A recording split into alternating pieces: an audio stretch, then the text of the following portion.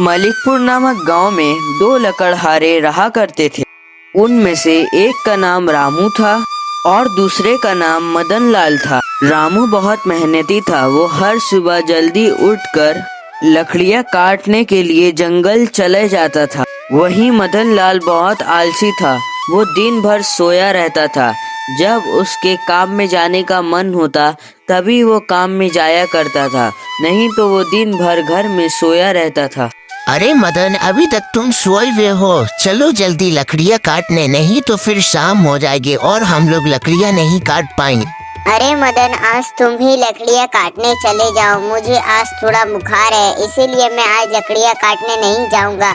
आज तो मैं दिन भर सिर्फ आराम करूंगा। आज तो मदन भी मेरे साथ जंगल लकड़ियाँ काटने नहीं जा रहा है, तो मुझे आज अकेले ही लकड़ियाँ काटने जाना होगा।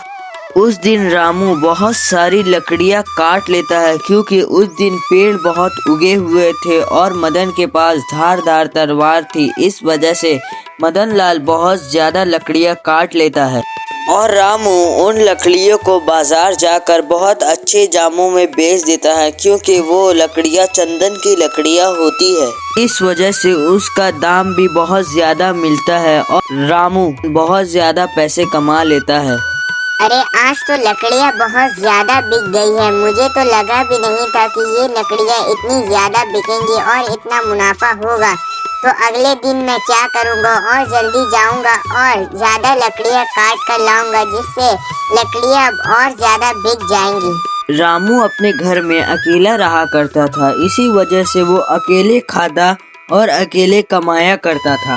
लेकिन रामू अपने माता पिता के साथ रहा करता था, फिर भी वो काम में जाने से मना कर दिया करता था। एक दिन रामू रोज की तरह अपने जंगल पे लकड़ियाँ काटने जा रहा था। जहाँ रामू लकड़ियाँ काट रहा था वहाँ रामू को एक चमकीला पत्थर मिलता है, लेकिन रामू को पता नहीं था वो पत्थर क्या है। ये क्या चीज है चमकीला सा? ये यहाँ क्या कर रहा है? मुझे तो ये सोना लग रहा है। एक बार चलो कि बाजार में देखते हैं क्या ये सोना है और इसे बेचकर कितने पैसे मिलते हैं। रामू जब बाजार की तरफ जा रहा था तभी रास्ते में उसे मदन लाल दिखाई देता है। अरे मदन देख, अच्छा हुआ तू यहीं मिल गया। देख, मुझे ये चमकीला सा पत्थर मिला है। जब मैं लकड़ियाँ काट रहा था मुझे तो लगता है कि ये सोना है। अरे हाँ भाई, ये तो सोना है, लेकिन ये सोना तुझे मिला कहाँ से? अरे जब मैं वहाँ लकड़ियाँ काट रहा था तभी कोने में मुझे ये सोना मिला। मैं इसे बाजार बेचने के लिए जा रहा हूँ, देखता हूँ इसके कितने पैसे मिलते हैं। मदन लाल बहुत घमंडी था, इसीलिए रामू को जहाँ सोना मिला था वो उसी जगह पे गड्ढा खोदने लगता है, क्योंकि उसे भी सोना चाहिए था। लेकिन मदन लाल वहाँ बहुत खोजता है, लेकिन वहाँ कहीं भी उसे सोना का एक टुकड़ा भी नहीं मिलता। अरे मैं कब से यहाँ गड्ढा खोद रहा हूँ, लेकिन फिर भी मुझे यहाँ सोने का एक टुकड़ा भी नहीं मिला। रामू को यहाँ कैसे उतना बड़ा सोने का टुकड़ा मिल जा सकता है? कहीं वो मुझसे झूठ तो नहीं कह रहा? यहीं दूसरी तरफ रामू उस सोने को 5 लाख रुपए में बेच देता है। अब वो सोचता है कि मैं इस पैसों से अपने लिए एक घर खरीदूंगा।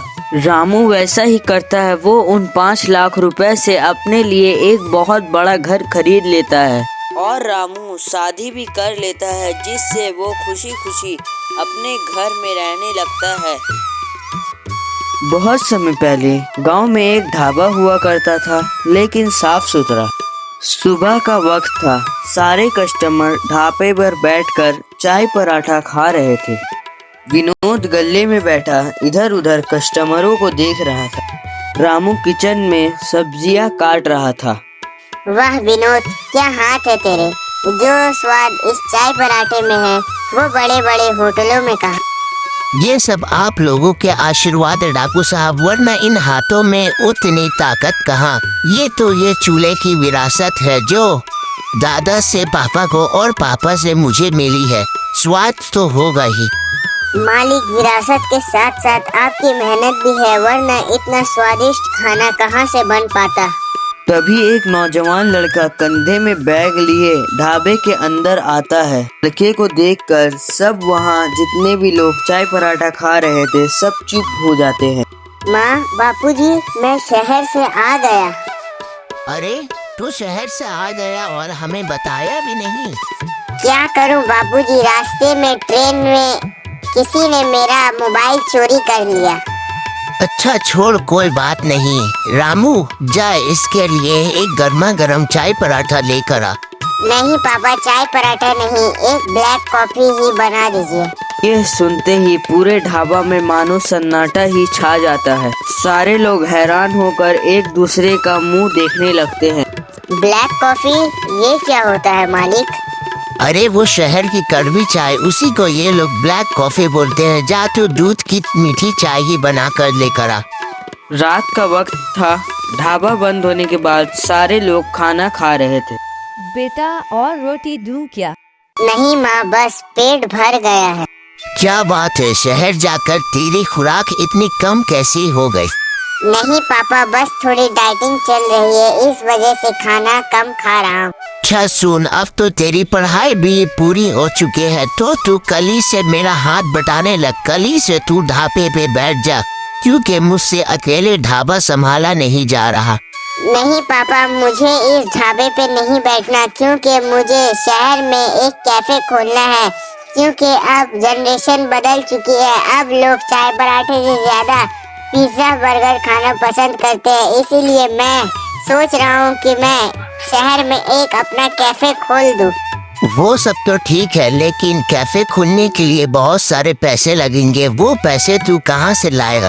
उसकी चिंता आप मत करो, मैंने बैंक वालों से बात कर ली है, वो मुझे कल ही पैसे दे देंगे। कुछ ही दिनों में शहर में विकास ने अपना एक बहुत बड़ा कैफे खोल लेता है और पहले ही दिन उसके दुकान के बाहर कस्टमरों की लाइन लग जाती है।